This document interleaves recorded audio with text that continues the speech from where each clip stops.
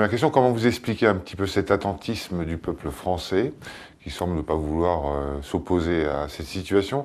Et deuxième question, pourquoi est-ce que la voix du Front National, de l'extrême droite, est plus audible que la vôtre? Alors, aujourd'hui, effectivement, on est dans une situation où la lutte de classe, c'est le patronat qui l'amène, le grand patronat. Hein, une lutte de classe féroce. On peut parler de guerre sociale, littéralement. Et il l'amène, et c'est vrai que de ce point de vue-là, le chômage, pour lui, c'est une arme. C'est une arme dans leurs mains. Hein. D'ailleurs, c'est pas un hasard, quand le chômage s'envole, hein, et les actions en bourse, souvent, elles s'envolent aussi. Hein. C'est un indicateur. C'est une bonne nouvelle pour les capitalistes et leurs actionnaires que le chômage soit à un taux élevé. Ça permet de maintenir un coût du travail, comme ils disent, c'est-à-dire des salaires bas. Eh bien, ça pèse aujourd'hui dans le moral des travailleurs. Ça, c'est une première chose. Et la deuxième chose, c'est aussi les désillusions. Les désillusions des partis qui se revendiquaient du monde du travail. Le Parti socialiste en premier lieu, qui là est arrivé au pouvoir depuis 3 ans et demi, Hollande, la politique qu'il mène finalement est dans la continuité totale de celle du gouvernement de droite de Sarkozy.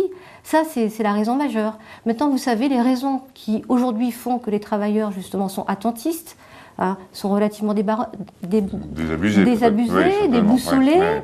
Et puis, mais il n'empêche que derrière cette démoralisation, nous, par les discussions qu'on peut voir, qu'on peut avoir dans toutes nos activités, dans le monde du travail, dans les quartiers populaires, il y a une colère. Il y a une colère qui est rentrée, qui est contenue. Et cette colère, aujourd'hui, elle est contenue à cause de cette pression du chômage.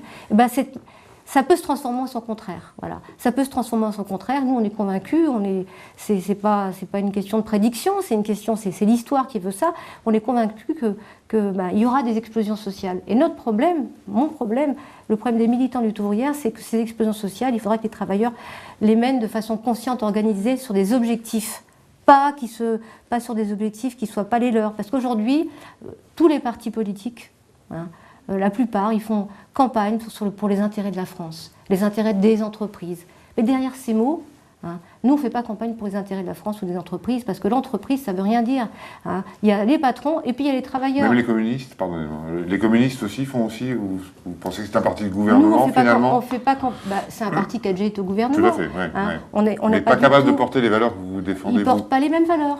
Il se démarque du gouvernement aujourd'hui, mais en tout cas, ce qui est sûr, c'est qu'il ne défend pas le programme qu'on défend. Il ne dit pas qu'aujourd'hui, le sort des travailleurs dépendra de luttes amples, profondes, massives, qui remettent en cause le pouvoir des capitalistes et des gouvernements à son service. Il ne dit pas ça. Il ne dit pas qu'il y a un bras de fer aujourd'hui, que dans cette lutte sociale, il faut se préparer justement à se battre. Il ne prépare pas les travailleurs à ça. Et que dans cette lutte, on aura contre nous le Parti socialiste.